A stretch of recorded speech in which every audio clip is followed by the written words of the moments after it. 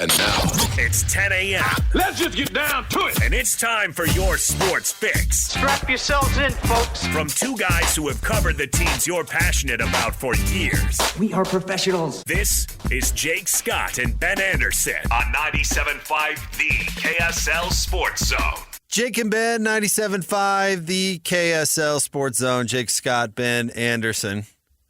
So Christian is spicy today, too. Yeah. That's good. Non-responsive morning host. Well, day 4 of DJ and PK. Yeah.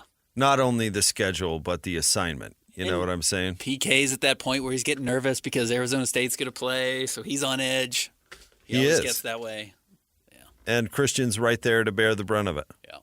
Congratulations, Christian. Thanks, man. I got to keep them all in line. So this is day 4 of the morning shift. How is your aura? Has your soul left your body yet? It's fine. Yeah, I've been, like other times I've done the morning show and I'll get home and I'll crash at like 2. But this week I've been good midday, but today I'm a little tired. You're going to be worthless this weekend.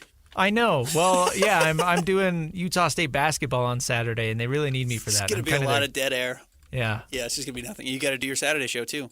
No Saturday show this week. Oh, canceling it? There's a morning hockey game, actually. So that is Utah replacing. Hockey Club? Yeah. Oh, wow. So that's replacing the Saturday show. I like a midday game. That's cool. I don't think we should bump Christian for anything. Let's have him just do this show. You can handle a little solo the next 2 hours. Jake's a little tired. He's dealing with a 5-year-old. Gosh. I'm the only one doing well. Well, mine aren't. I mean, Christian has altered his life for a week to fill in for Jake Hatch. I just woke up to a spicy 3-year-old. That's all. Altered your life to recreate. She just, I suppose she gets this from me because I sometimes wake up in a bad mood. Sure. But man, she wakes up in a bad mood sometimes. My wife was gone. She was working out. And it was like, okay, well, we're going to do this. Here we go. Let's dive right in. It wasn't great. But no, I'm good. What does she usually need in the morning? What does she like need? Like a little food? Or does she need like a bottle? She's still on the bottle? I don't even know if I can make this joke. A spanking. Yeah. Right. Yeah. That's what she needs. Yeah. Which, of course, we do not. We have elected not to spank our children. Sure. So that is just a joke. No, she's 3-year-old stuff. It's like she wakes up in a bad mood, but she doesn't really know how to deal with it. So that turns into like, I'm going to throw a fit on the couch until I get distracted by something. Enough. And it's like, what do you find with it? Or tire out to the point where, and so I elected the try to ignore it as best as I could and been like, your breakfast is over here when you have come to your senses. And that kind of worked. Yeah. Just got to wait her out. That kind of worked. Yeah. Yeah. Spicy morning. Okay. Luckily, my 7-year-old has gotten to the point where she can manage her grumpiness better. And she usually is at very least a neutral party. You know what I mean? So I didn't have to battle too, which was nice. But anywho, enough of my parental problems there, Ben. The college football playoff ranking continues to be a hot topic, Ben. I don't know if you noticed. I don't know if you heard any of Barry Trammell this morning on DJ and PK. He's great when he comes on.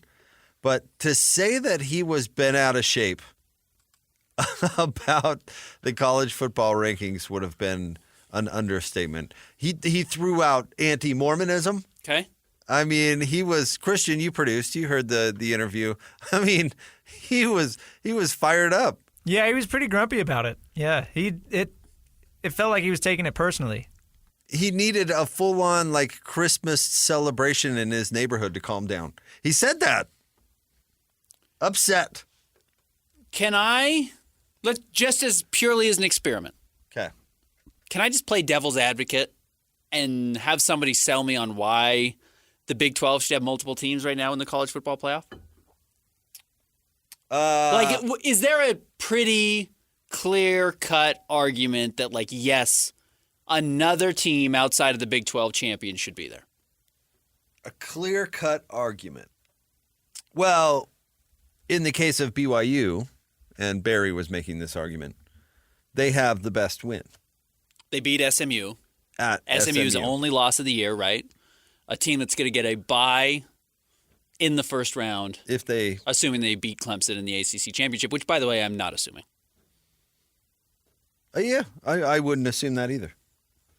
Dabo's playing for relevancy. Yeah. He's got to stay relevant. But yeah, there's your argument. I mean, they have better wins. They have a better win.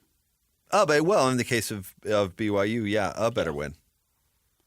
If In the case of who else do we want to talk about? I mean, Iowa State or Arizona State could, still win the league. Yeah. Arizona State has beat BYU, which is a great win. It's a good win. It's another top 20 college football playoff ranking win. Yeah, it's a great win. Yeah, it's a good win. So, I don't know. Iowa State, if they win the league, they're going to be in. You're in. That's the thing. Teams, yeah, that's the team. I'm not worried about the top team getting in. The top team gets in. They get an automatic bid. So I'm just trying to figure out what the argument is for the second team. Because here's what we do understand. Whoever else is trying to get in here, not named BYU, is going to have a third loss, right? Somebody's going to lose the Big 12 title game and will pick up a third loss. But you know what's funny? Like, make that argument for everybody else. You're saying why should all these teams be in? All these teams have those flaws that we're talking about.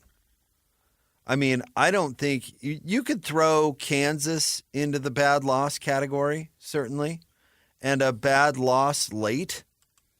You can throw it into that and back-to-back category. losses. When you lose and how you lose and where you lose does matter. How do you qualify Michigan? Michigan. Yeah. We got to find that. Where's Lloyd? Talking We got to about find the drunk president. Losing to Michigan? Talking about Ohio State. Yes. That's a bad loss. Agreed. You're at home. It's a sub-500 team. What's Michigan this year? Did they get to 6 wins? They got to 6 wins because of that victory. And Kansas is 5-7, so basically same thing. I'd argue that Kansas got a lot better as the season went along. Sure. And I don't think you can say the same about Michigan. I think that's fair. But Kansas is not going to a bowl game. Michigan is, and people will consider that. Oh, please. People will consider that. Whatever. It's in the same neighborhood of bad loss. And that happened at the end of the darn year. So why is Ohio State still 6th?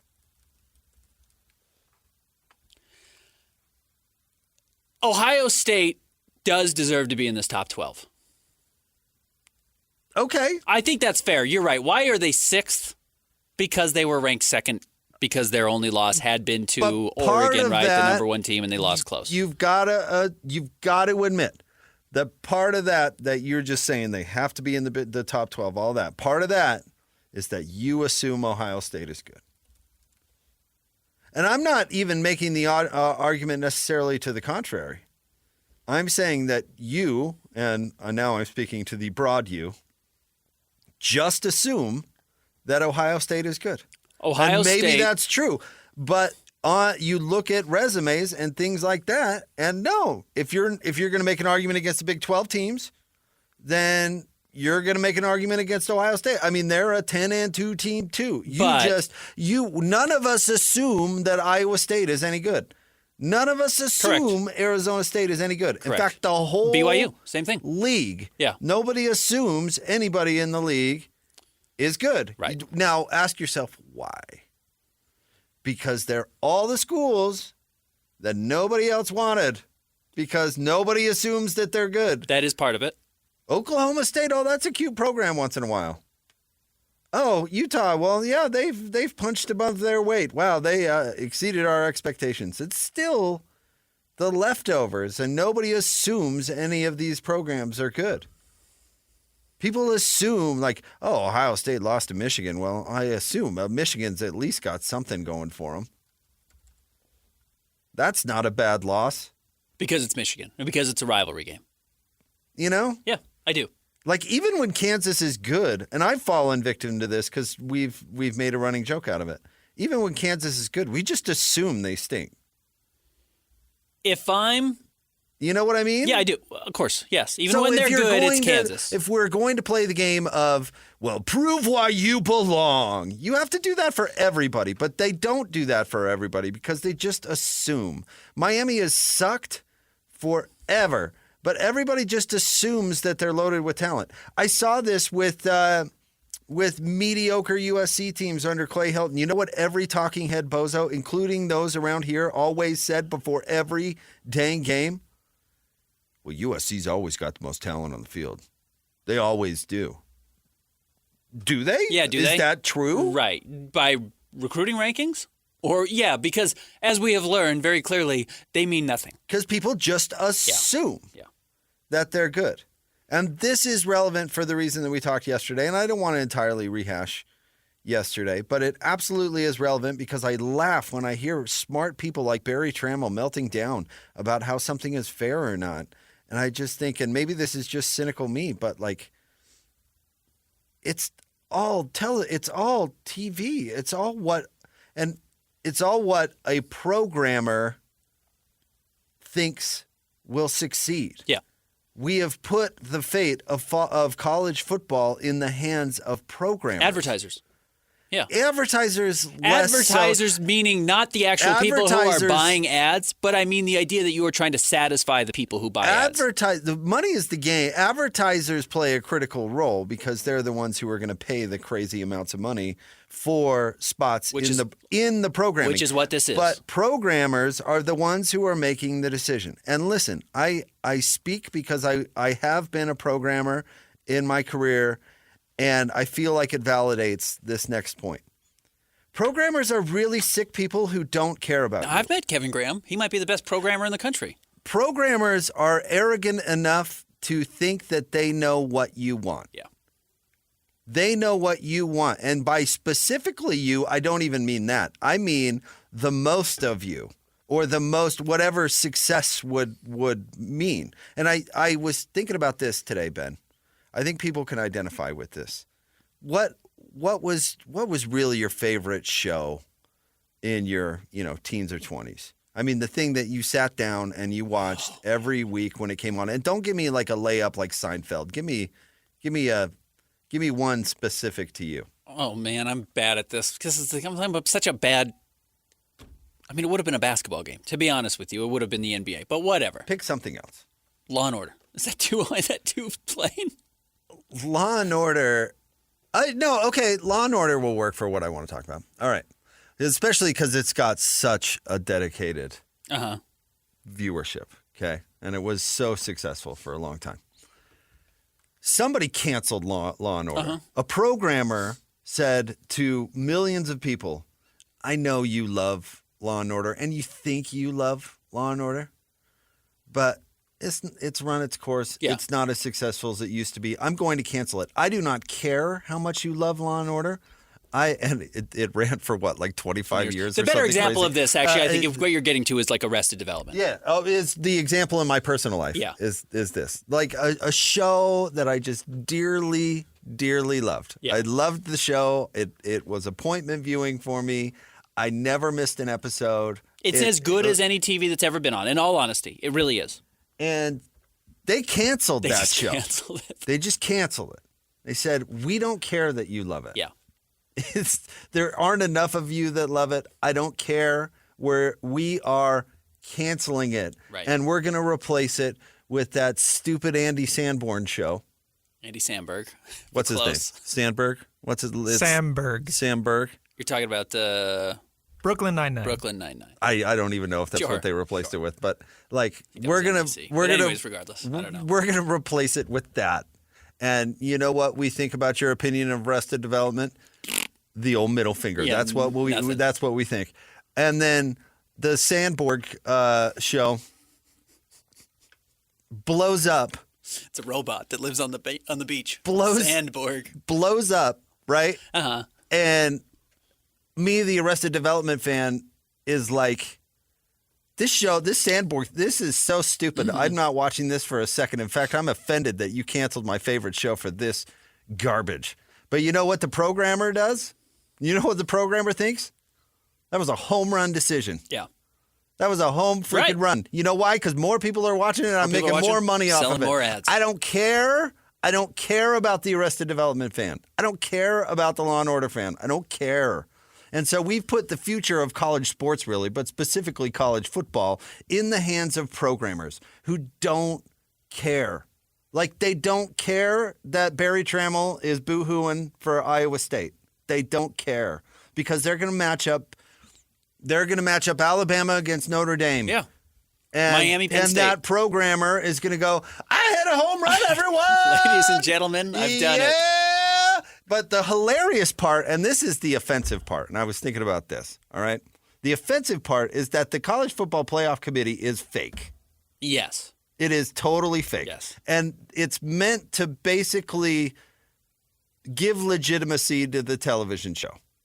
But it is fake. You are right. It is a fake thing. It is not any official capacity. I think people think they're like operating under the government or something like that. Correct. Like, it is not. It is a fake. It's like Simon Cowell and Paula Abdul and and Randy Jackson. Right. Is that his name? Yeah. Randy Sandborg. And you know what happens? Mickey Mouse comes into the office, comes into the committee room and says, well, this is what we're going to do. Yeah. This was, to be fair, that was Rupert Murdoch, who was running American Idol. But Yeah. you're right. You had 3 faces. Yeah. There was 10 people behind it who said, our ratings jumped when this person sings their 3-minute song. Right. That person's sticking around. So then who's the head of the poor head of the playoff committee, the poor mouthpiece, has to go out there and just shovel excrement because Mickey Mouse told him to walk out there and justify this programming decision. Yeah. It's really offensive, but actually really hilarious if you take a step back and actually view what it is. The people that I feel bad for are, one, people that are actually hurt by this. Meaning people that work at the universities and that sort of thing that are actually convinced themselves that they've got a fair shot at anything or that there is anything to have a fair shot at and actually have a career based on this model. I feel bad for that. But I feel bad for the Barry Trammells of the world who are so bent out of shape about that. He's losing sleep, Ben. He's losing sleep. And the truth is, that programmer, Mickey Mouse, is going, did you hear Barry on Salt Lake Radio today? Oh, he has been out of shape. He is telling everybody he can think of about us, about our thing. They're talking about and us. all those mad people are going to watch our television show. All of those people in Salt Lake that Barry is whipping up about, Barry dropped in an anti-Mormon thing. They're not going to not watch our stuff. They're going to watch our stuff more. So all the crying about it is actually what they're... It's all good. It's what they're trying for. It's all good. Why? We've asked it on this show. We've asked it to ourselves. Why on earth would they do a stupid ranking starting at week 9? Doesn't matter. What does that matter? What does we that know mean? Why would we they... know for a fact it doesn't matter. Nothing they say in week 9, and they even tell you this. This is a part of the lie is that they tear it down every week and rebuild it. They don't go off of what they did last week. Everything gets flushed, and then they start over from scratch, from square one, the next week every single time. So why the hell would week 9 matter if you got to get through week 14 before we make any decisions? And week 15 because you need the championship games. They are literally telling you week 9 doesn't matter at all. At all. At all. But yet, however, Barry today, and I feel like I'm picking on Barry. It's mainly because it's compelling radio. Barry today says he just plans on being outraged every Tuesday night. And it's like, Barry, they got you. Yeah, they do. They got you. They got you. You're watching the TV show. It's a TV show. Yeah. You're totally right about wiping the slate clean every week. It's amazing. You can hear, think about if this were the 50s, you can hear the old-timey voice guy. Tune in next week to find out. Does Georgia fall? Will Ohio State not be punished by losing to a terrible team? Will the evil LDS affiliated BYU Cougars be left crying on the outside again. Tune in next Tuesday. I refuse to be manipulated by it. That's my stance. I think you're right. I think you're exactly right. I would push back on this. Again, I can play devil's advocate, and I can tell you, you know what? You're right. BYU should be above Miami in these rankings. And right now, Miami is at number, let's see if I can pull it up quickly, 12, specifically so they can get kicked out, right? Miami has no chance of making it. They're going to get kicked out because the Big 12 title team right now is sitting We'll replace them. We'll replace them. We'll jump up and inevitably have to move up. Alabama, they put at 11 specifically so they can fall to 12, right? Like, they're not going anywhere. SMU probably is going to stick around. But regardless, if SMU loses, they're out. Clemson moves in. SMU does not have a chance to get in there with 2 losses. Well, think about this. There are 3 basic teams that they have to let in. Every year. Well, it's more than that, but for the sake of this discussion, they have to let in the Big 12 champ. Yeah. They have to let in the ACC champ. And they have to let in Group of 5 or group whatever. of 5 group best of 6, team whatever they call it now. from the group of 5. Yeah. You're splitting a bunch of hairs, but think about this, Ben. Iowa State's going to get in, or Arizona State, Big 12 champ. Boise State, Group of 5 champ. Yeah. SMU. Or Clemson. Or Clemson, Yeah. ACC champ. The rest are going to be Big 10 and SEC. Yep. That's And exactly that is. That's I mean, exactly you're not, what you were just describing is exactly what's going to happen. And Notre Dame, but they're part of the evil empire too. Yeah. It's not like they're. Right. So, the programmer wants Notre Dame. Yes. As much as they can get it. Sure. So think about that. Everybody was like, "Oh, it's just going to be all SEC and Big Ten teams," and then the required exceptions. And that's exactly what it's going to be. Yeah. They do the bare minimum to keep the, what's the word I want to use for? Proletariat? The working class fed. Yeah. Because just to say, like, you're in Iowa State or you're in Arizona State. Go beat Penn State. Here's your chance. There's enough food to survive. The second that Barry goes from, and pardon my language, I don't like using this word, but it's appropriate. The second Barry goes from pissed to out is when they've lost. Correct. That's when Law and Order has gotten so bad that they're going to have to do something. Yeah. You know what I mean? Right. So as long as mad means engaged, yes. Well, then they're winning. They but can't if all have of a their sudden, let them eat cake moment. If Right. they have a let them eat cake moment, they've lost it. Now watch, because they'll get rid of the bye rule. That is coming. They'll get rid of the bye rule. They will adjust everything just so that Barry doesn't leave entirely. They will get as far. They always have. This is the name of the game. They'll get as far up to the line as they possibly can to keep Barry there, and then they'll stop. And then wait 5 years for Barry to get used to it, and then they'll keep pushing. Yeah. How many games can they get college football up to, honestly? Can they get these guys playing 17 games? They will go that far. Mm-hmm. It will go that far. Absolutely. If you're getting $10 million in advertising a game, or I don't know how much it is, it's got to be insane. And they'll play it through the lens of college football has never been more popular. So eat it, Barry. We're right. The Sandborg show is way better than Arrested Development. Right. And if you don't, have spoken. If the people have spoken, if you don't like about it, cry about it. What do you want me to do? Fox has never been more healthy. We got Sandborg.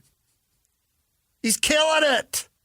Hilarious. It's hilarious. But I really like to rest. Shut up. Right. You're wrong. Yeah. Some mouth breather in Charlotte, North Carolina. Yeah. Loves Sandborg. Top 3 stories coming up next. Jake and Ben, 97.5, the KSL Sports Zone. Hey, bro. You hear us every day with our crazy opinions. Hey, what you doing? Well, now it's time to hear from you. Hey, great show. Download the KSL Sports app and fire off your thoughts with the call-in tab on the bottom of your screen. Your show is fantastic. It's the one that captivates me the most. You can tell PK to stop singing. Cheap bass! Cheap bass! Let Jake and Ben know what you really think of the Jazz. Tell Hans and Scotty about your favorite barbecue spot or what color of tie JJ should be wearing on TV. The best entries will be played on the air. Download the KSL Sports app now and hit the call-in button to let your voice be heard. I think you guys do an incredible job. This is 97.5, the KSL Sports Zone. It's time to break down the biggest stories of the day. This is the top 3 stories of the day on KSLSports.com. 97.5, the KSL Sports Zone. Jake and Ben want to remind you about our friends at Hercules Hero of the Week. Or our friends at Hercules First Federal Credit Union. Anywho, nominate the sports volunteer you know for the Hercules Hero of the Week. Submit your nomination at kslsports.com/contest and listen every Thursday afternoon to JJ and Alex for the winner. Help us celebrate the efforts of those volunteers making an impact with the Hercules Hero of the Week, sponsored by Hercules First Federal Credit Union and Beehive Meals. Real quick before top 3 stories, which will be brought to you by J. Brooks Jewelers. 2 locations to serve you, one on Winchester Street across from Fashion Place Mall, the other at Traverse Mountain in Lehigh. I want to get to this tweet real quick, Ben, from Jordan. We were talking about the TV and programming and all that. Jordan says, literally the reason I hate baseball today, every October I'd go to turn on the TV at 6 p.m. to watch The Simpsons, and inevitably the stupid MLB Open would come on. So funny. That's my favorite take. And even if it's not baseball, we can all identify with that, right? Yeah. Whether it's like when you were a kid and some national news would happen, like if it's the presidential debate or something like that, and all you want to do is watch in living color. Get OJ off my screen. I'm trying to watch the finals. All right. What's number 1? Number 1, Utah loses out on their top 2 candidates for the offensive coordinator position. Ben Arbuckle, which is a great name, was from Washington State. Utah had offered him. They did not end up landing Ben Arbuckle. He's going to Oklahoma. And then they turned their attention to Mac Leftwich from Texas State. He passed on Utah for Texas Tech, which, you know what? Oklahoma and Texas Tech are great spots if you're an offensive coordinator. You know what? It's not a great spot if you're an offensive coordinator? The University of Utah. Yeah. It's just not those aren't, I don't want to say that's not a whiff from Utah. If you have a target and you don't get it, that's unfortunate. You didn't accomplish your goal. But man, yeah, if you want to go to the beach and someone says, well, you can go to Florida or you can go to San Diego or you can go to Minnesota. Well, where are you going? Yeah, you want to go to the beach. Uh-huh. You're going to L.A. You're going to Orlando. Those are both inland. But yeah, Orlando? Forget it. He's rolling. You're going someplace where it's easy to do those things. It's easy to have a good offense at Texas. They have had some of the most explosive offenses in the last 20 years in college football. How many Heisman Trophy winners do they have at quarterback? Yeah. I mean, at least big-time names. But Kyler Murray won it 5 years ago, 8 years ago, whatever that was. I mean, they have done that. Texas Tech is where Mahomes played. They're known for having these huge air raid offenses. So I would do that same thing if I were those guys. And I'm not sure if I were a Utah fan, I would take great offense to this. This is par for the course. This is what you have set up. And actually, it's fine. It's fine. Utah's offensive coordinator, if it was Arbuckle or Mac Leftwich or whoever the next guy is going to be, it's going to look the same. It's going to look the same. Yeah. I don't know. There's a reason that Witt is often looked in the family for offensive coordinators. For similar reasons that USC always looked in the family for athletic directors. Well, we don't want an outsider really knowing what's in the closet. Like, the outsiders Witt's picked for OC. All right, because Ludd was not an outsider. Uh-huh. He and Witt go back years. Ludd knew exactly what he was getting into. Probably not exactly what he was getting into, but he knew it. Not an outsider, right? You know, Of course. what Brian Johnson, not an outsider. Dennis Erickson was an outsider. Dennis was 105. Yeah, and was co-offensive coordinator. And didn't really. Actually, I think he was offensive coordinator for 1 year and then demoted to co-offensive coordinator. Right. But he didn't really have any other options, so it didn't matter what his opinion was of what's in the closet, because where else are you going to go? Yeah. You know what I mean? Dave Schramm was the inside guy. A-Rod, inside guy. Troy Taylor, outside guy. Troy Taylor, no better option. Yeah. This was a dream job for him because he was a high school coach like 2 years before he got the job. And really good for him. It really Yeah, it was great. It was a great decision. Worked out well for him. In fact, leaving really worked out. He got out at the right time. And I think his performance was dreadful at Utah. Yeah, it was terrible. So Dave Christensen, inside guy, right? You know, knew what he was getting into. Dave was damaged goods too. He was a little best of both worlds. But I mean, there are all Came these in damaged, left damaged. Witt has never been able to go higher. The home run hotshot, the next great thing, or he's never been a networker. It's not his strength. No, it's not his fault, but it's not his thing. And so I'm not surprised they're whiffing on these guys, because you look from the outside looking in, you go, I don't know. There's got to be a reason why your offense has sucked since Urban left. Did you hear the quote? Maybe we can play it later. I thought Witt had a great quote though. And he was talking about offensive coordinators and what you need to look for today in an offensive coordinator. And he said you can't have a system that takes 3 years to learn because you don't have players for 3 years anymore. Your system can't be complex. You can't come in and ask guys, which I kind of wondered if he was talking a little bit about Andy Ludwig there. But he said you can't have a system that is going to take 2 or 3 years before your quarterback gets a full grasp on it because nobody is around for 3 years. And I thought that's actually pretty sharp. Okay, fine. Maybe that's true. Maybe it's not. You know why I dismissed? I heard that. That stood out to me too. But I dismissed it immediately. You know why? Because that's not their problem. The offensive coordinator? No, that's not Utah's problem. Utah's problem isn't that their offense is so unbelievably complicated that guys can't run it. Like, maybe that's an issue. Maybe it's not. But that's certainly not your problem. You know? No, and actually the problem might be the inverse of that, which I think is a good point that you brought it up, is that you're going to have guys who are learning something for the first time and don't have a lot of time to learn. When you're doing something for the first time, what are you prone to do? Make mistakes. Yeah. What is the one thing Utah doesn't allow you to do if you're a quarterback? Make mistakes. So you can't have your cake and eat it too. You can't have a simple offense that you can learn in 6 months that comes mistake-free. It's not possible.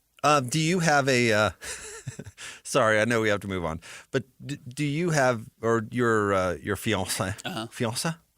Does she have something like that you do that triggers her? Everything. And I hate that term. Sure. But it's just like snap. You know, like mine is leaving the hat on the counter. Yeah.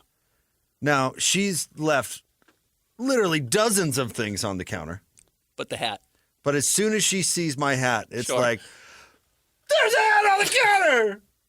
This house is such a mess! And then it just unravels from there, right?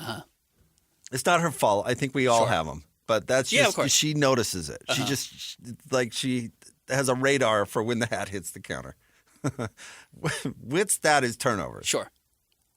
And so, my wife could say to me over and over and over again, it's okay, stuff gets on the counter, honestly, you don't have to be paranoid about leaving your hat on the counter. I had a bad day at work or whatever. But yet the next time the hat hits the counter, it's, God, the hat's on the counter again.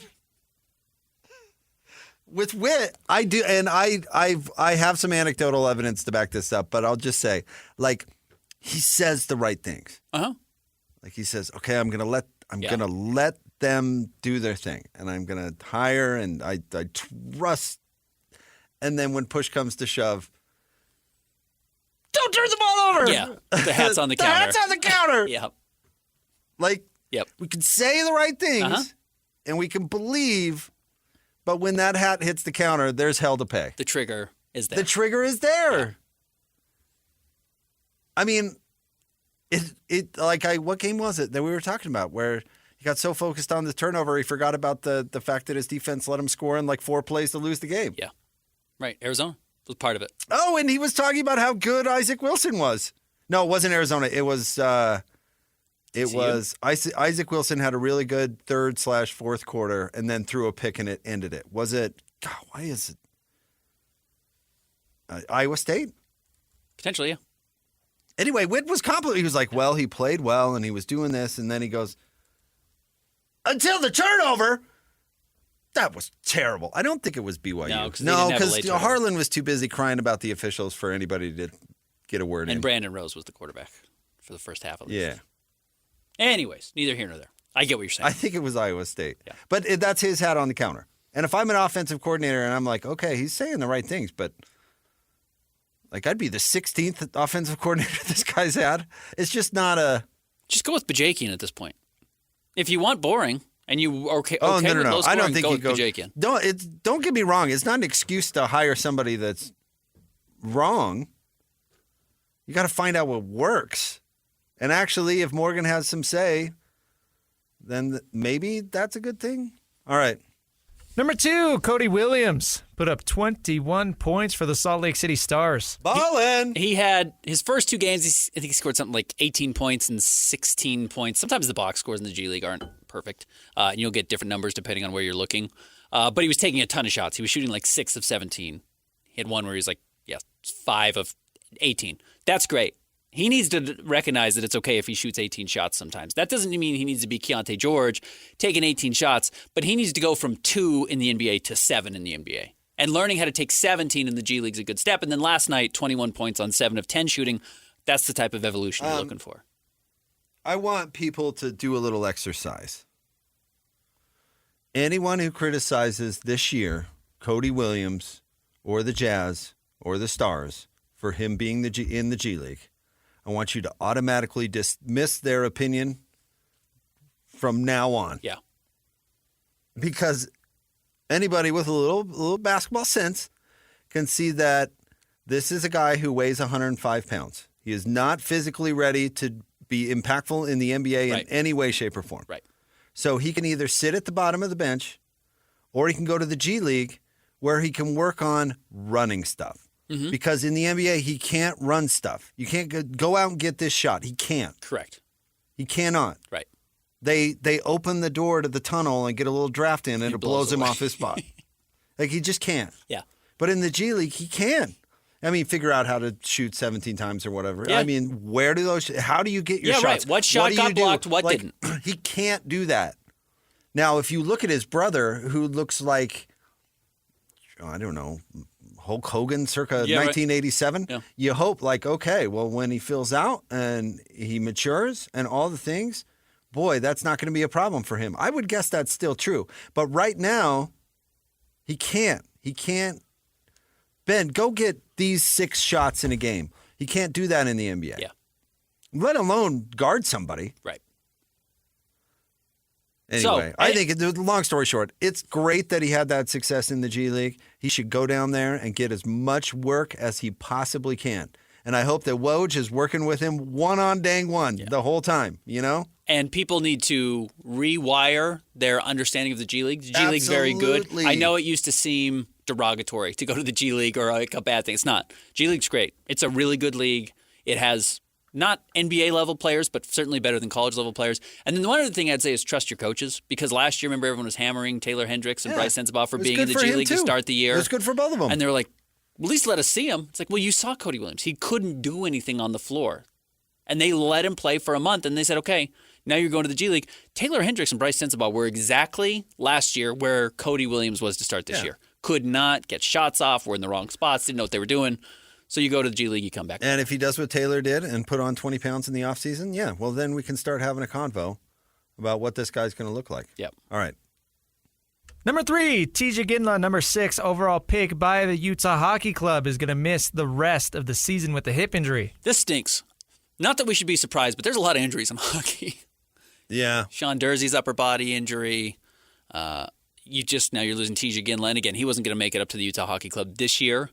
But it's a setback. Again, I don't know how to equate. I don't know if it's the same as losing Taylor Hendricks for a season. It's comparable, but I it's think. a pushback. Except for, hockey's different where they have the farm system and he will have the problem. The NBA is so make or miss, where teams just give up on you in a year or two. You know what I mean? Yeah. Hockey's got that maybe a little bit more time and this won't be such a setback. But yeah, hip too. I mean, you don't want to hear about. Ask Dennis Pitta about having hip injury. Hip injuries, yeah.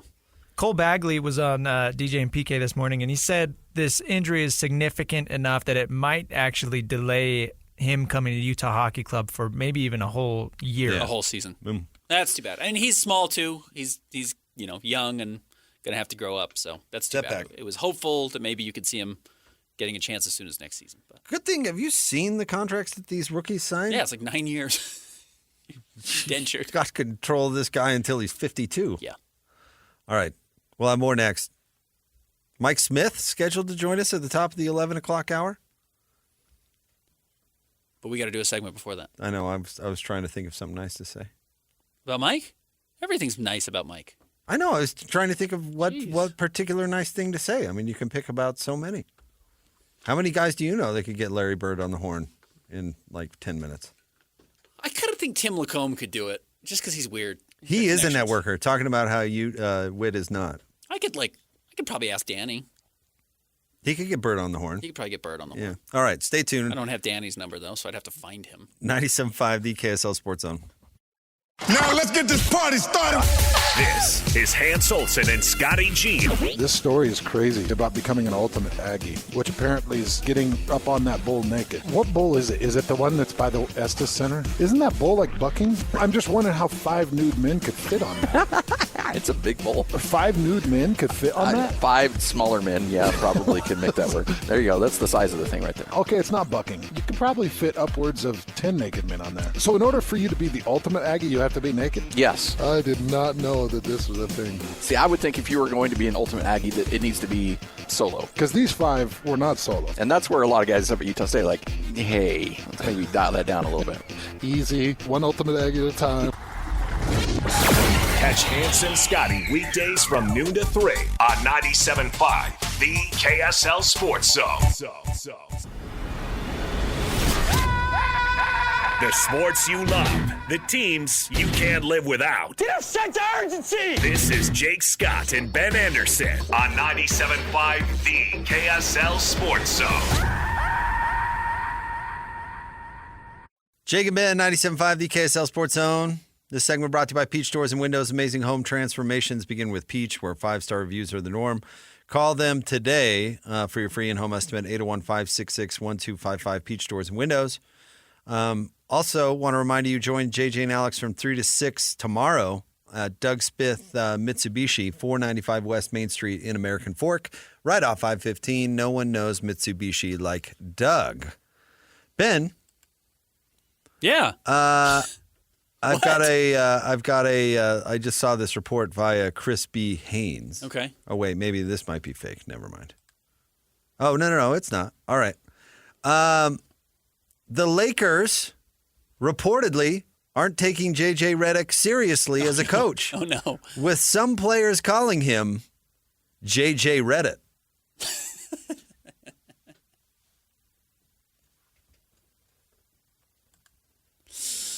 Oh, no. Young. Come on. Nope, I did. That is Did you fake. fall for a fake one? Yep, I did. No, I'm that's clicking too bad. through. Dang. Let me make a point for you. Dang it. And let me give you a little bit of credit, even though you got burned, and we should save that forever because Jake got burned by a fake online account. It happens. It's happened a few times, actually. I knew it was too good to be true. Yeah. That's too bad. To your credit, I was just telling you how much I love the Twitter For You feed. yeah, it got me. Trash. Got me. Trash. Twitter's so stupid. I will read the Lakers wins to you. Okay. And then I'll read the Lakers losses to you. We'll be really quick with this. And you can tell me if you see a trend. Okay. And granted, to be fair, they do have wins over the Timberwolves and the Suns. Timberwolves are 500. Suns are right around there too because Kevin Durant's always hurt. They beat the Kings, the Raptors, the 76ers, the Raptors again, the Grizzlies, the Spurs, the Pelicans, the Jazz, the Spurs, and the Jazz. Grizzlies is a good win. It's all right. It's all right. They have losses to the Suns, the Cavs, the Pistons, the Grizzlies, the Magic, the Nuggets, the Suns, the Thunder, the Timberwolves, and the Heat. Basically, there's a Mendoza line of if you're above 500, you're going to beat the Lakers.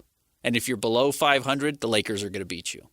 If you're awful, the Lakers are good enough to beat you. If you're good, the Lakers are going to lose by 40 like they did last night to the Miami Heat, 134-93. They might not be any good. In fact, they aren't good. They're probably right around a 500 team, which to your point is exactly what every Lakers coach has been, because when you have Anthony Davis and LeBron James, that's the baseline. That's basically the safety net. Well, and then make all the wrong moves. Around him. Yeah. Accidentally make a right one or two, like Reeves. But I'm sure Danny Ainge and all the Sharks in the NBA are looking at the Lakers like, yeah, man, we're open for business. Heard you got some firsts. You didn't trade for Trae Young, who, by the way, Trae Young's become awesome all of a sudden. It seems like Quinn Snyder's really kind of figured out like how to use Trae, and they've got a good thing going in Atlanta suddenly.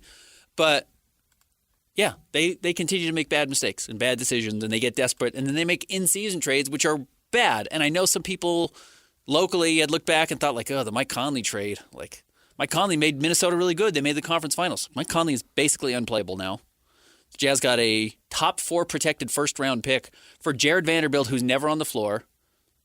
9 out of 10 people, and bet I would say 2 out, I know where he is. Do I think both of you guys know where Malik Beasley is playing currently at the moment? I saw him the other night. Do you know where he is, Christian? Is he with the Kings? No, somewhere east. Somewhere east. So we've narrowed it down to 15 teams.